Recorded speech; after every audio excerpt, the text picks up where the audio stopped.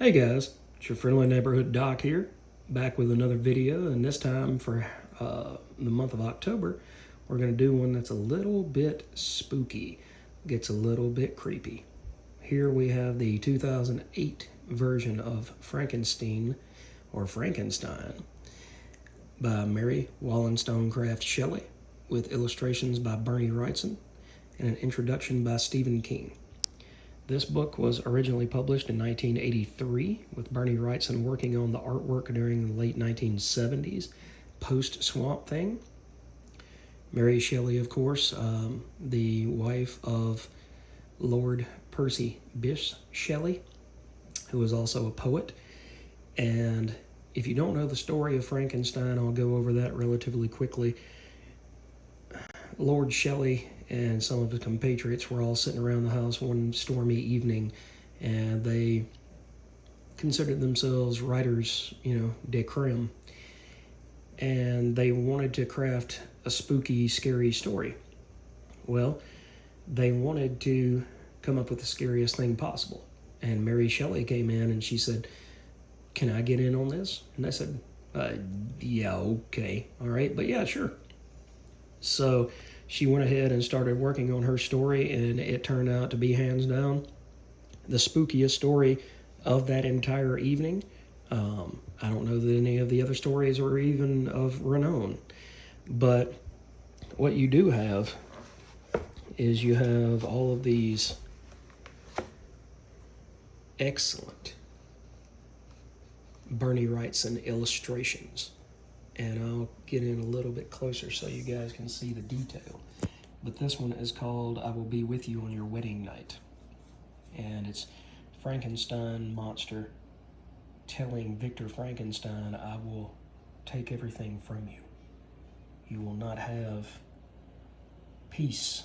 You will not know love. You will not know any of this because of the things that you have done to me."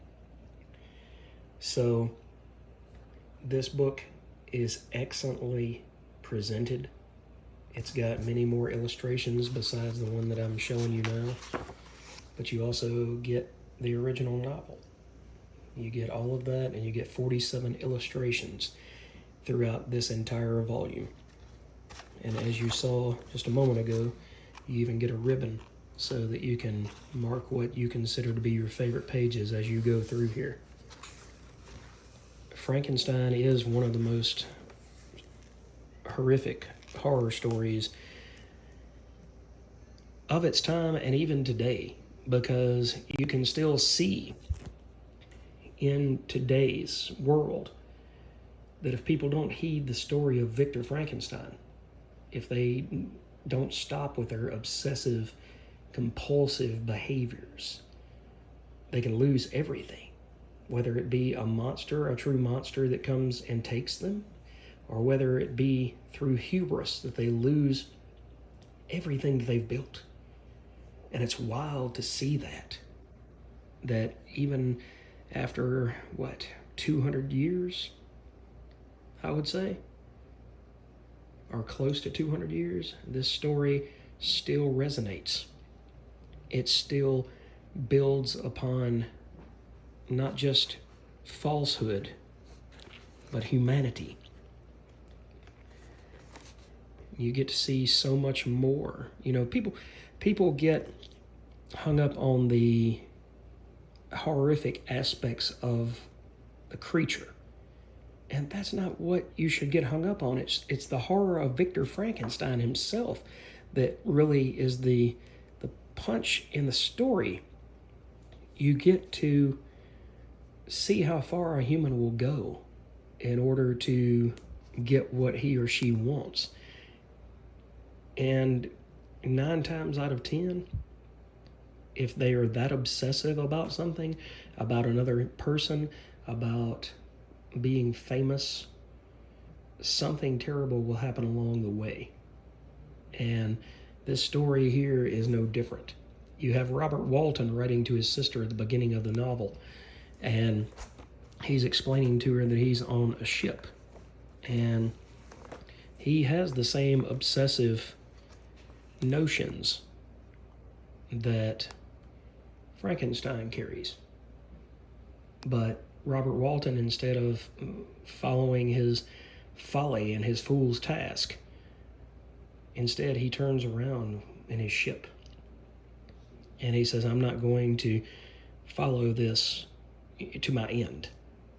And instead, you get Frankenstein, who is so set upon creating this monster, so set upon building life from unlife,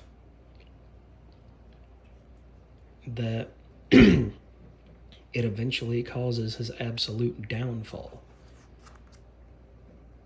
So I just want to say, guys, I feel extremely blessed to have picked this up when it was brand new back in 2008.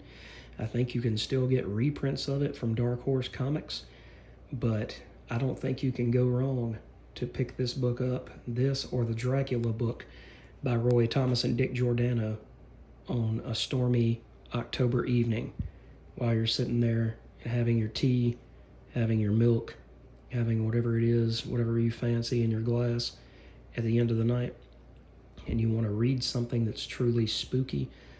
I don't think you can go wrong with either of these. But for right now, we're talking about Frankenstein in this hardcover format that's got almost like a velvet type cover to it. It's extremely prestigious, especially for being almost 20 years old. And I'm trying to track down currently the second volume of this that Steve Niles wrote called Frankenstein Alive, Alive, which I believe also had illustrations by Bernie Wrightson. But enjoy the spooky Halloween season, my friends. And if you have the opportunity to either get this on Kindle or find a hardcover copy like this, I would definitely recommend that you guys read it, because it will absolutely put you in the Halloween spirit. Thanks for watching, guys, and we'll see you guys in the next video.